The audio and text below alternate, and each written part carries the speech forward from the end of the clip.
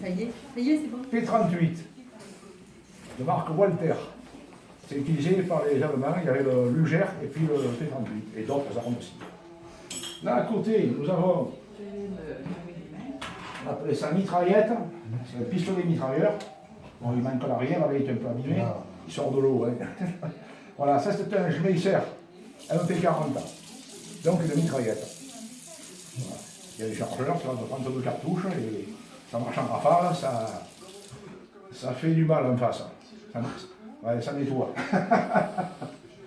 L'autre, c'est ce qu'on appelle un fusil d'assaut. Il manque le chargeur. Il a été trouvé dans le Réal. Tu vois le ruisseau qui vient de l'eau quand il revient. Ouais. Et il y avait ça dedans. Il n'y avait pas le bois. Alors j'ai réussi à trouver le bois, et il me manque le chargeur. Bon, ça s'appelle un MP44. Ça veut dire Machine Pistol. C'est un fusil ça ressemble au Kalachnikov. Tout à l'heure, je vous en ferai voir avec une copie Kalachnikov au musée. Là. Voilà. Ça, c'est un vrai, malheureusement, on est dans un triste état, tu vois. J'ai plus de monter à l'intérieur. J'attends un peu avant de faire du bruit. Voilà, fusil d'assaut. Et à côté, nous avons des armes françaises. Alors ça, on avait le Lebel, bien entendu. Ça, c'est juste après le Lebel. Le Lebel, c'est 1886. Ça, c'est du 8 mm, même calibre, mais c'est de 1907. Voilà. Fusil modèle 1907. À 3 coups. Il y a un magasin dedans avec 3 cartouches. C'est précis, hein. C'est un canon très long, donc ça porte très loin. Ça, c'est la même chose, mais beaucoup plus court. Voilà, c'est la même allure. Mais le canon est beaucoup plus court. Ça, c'est un mousqueton Berthier, modèle 1916, qui était utilisé par les artilleurs et par les cavaliers. Pourquoi par les cavaliers? Parce que c'est plus facile d'avoir un truc comme ça qui est court sur l'épaule qu'un fusil comme ça, on peut s'attraper dans la branche, enfin, c'est pas pratique du tout. Donc on avait ce modèle-là qui, lui, par contre, a un magasin à 5 cartouches. Donc Berthier, mousqueton. Là, ils étaient munis de fusils de chasse, parce que les résistants, ils n'avaient pas grand-chose pour se battre. En face, il y avait ça, là, des armes automatiques, et les résistants, ils avaient des petits pistolets. Alors, là, on voit un petit 635. Voilà, bon, mais ça, c'est fait pour faire du bruit, pour effrayer les agaces, c'est tout. On peut tuer quelqu'un, mais bon, il faut que le gars n'ait pas de chance, parce que c'était vraiment petit. Bon. Après, il y en avait un peu plus gros, là. Ça, c'était utilisé aussi, c'est espagnol. C'était utilisé par les Français, en 14. C'était un pistolet automatique Ruby. Voilà, comme on n'avait pas beaucoup d'armes en France, eh bien, on utilisait ce genre de pistolet comme il venir d'Espagne. Voilà. Et également, nous avons une arme qui est plus ancienne, 1892, là. C'est un revolver français, calibre 8 mm. Voilà.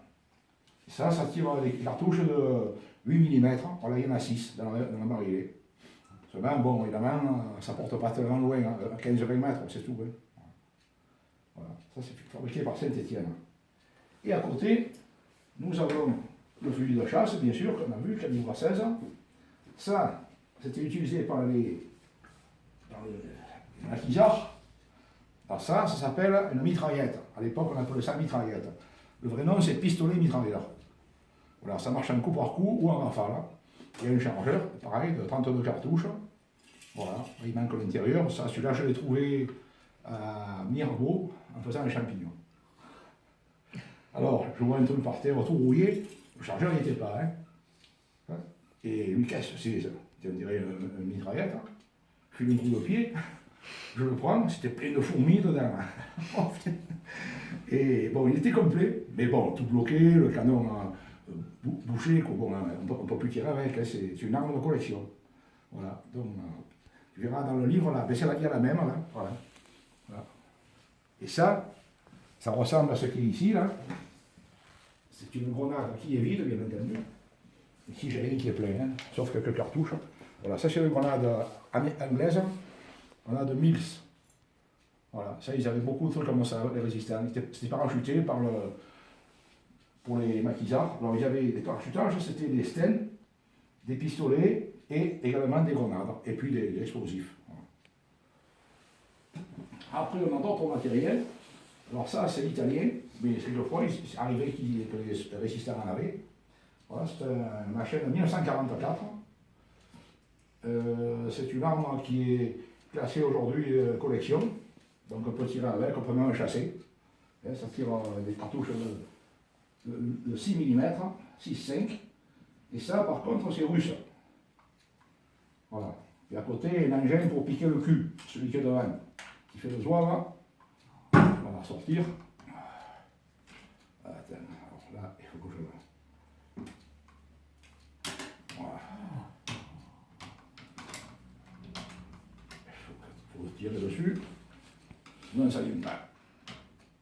Je ne vais pas la mettre. Voilà. Voilà. Une marionnette.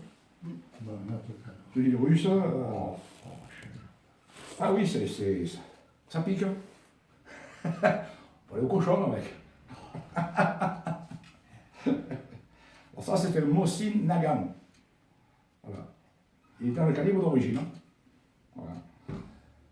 On va l'appuyer. Puis c'est bon, c'est dur à sortir. Bon, c'est pas grave, je le mettrai après. Étant donné que tu as les doigts fada. Oui, j'ai mal au doigt, oui.